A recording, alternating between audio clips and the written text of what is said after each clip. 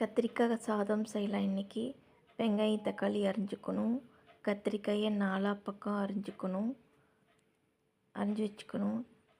குக்கரில் எண்ணெய் ஊற்றி கடுகு போட்டுட்டு வெங்காயம் தக்காளி போட்டு வணக்கிட்டு அரிஞ்ச கத்திரிக்காயை உள்ளே போட்டு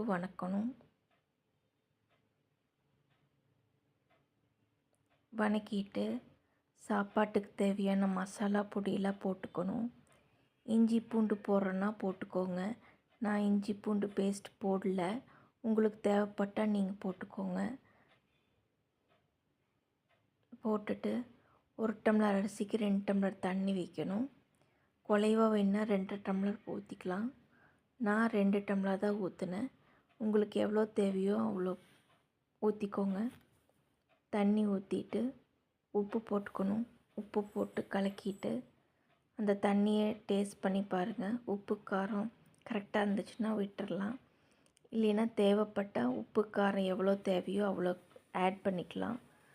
ஆட் பண்ணிவிட்டு ஒரு கொதி வந்தோடனே அரிசி போட்டு மூடி வச்சு 2 விசில் விட்டால் கத்திரிக்காய் சாதம் ரெடி ஆகிடும்.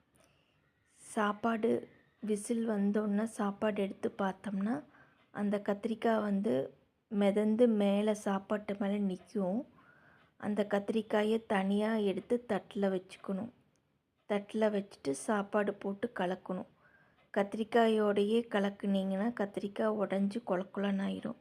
அதனால் சாப்பாடு ஸ்டீம் இறங்கினோடனே அந்த தட்டில் கத்திரிக்காய் எடுத்து வச்சுட்டு அப்புறம் சாப்பாடு கலக்கிட்டு சாப்பாடு பரிமாறும்போது எல்லாத்துக்கும் கத்திரிக்காய் தனியாக எடுத்து கொடுக்கலாம்.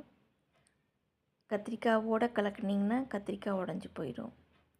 சாப்பாடு நல்லா இருந்துச்சு, டேஸ்ட்டாக இருந்துச்சு. நீங்களும் செஞ்சு பார்த்துட்டு கமெண்ட் பண்ணுங்கள். இந்த வீடியோ பார்த்ததுக்கு ரொம்ப தேங்க்ஸ். சப்ஸ்கிரைப் பண்ணுங்கள், ஷேர் பண்ணுங்கள், லைக் பண்ணுங்கள்.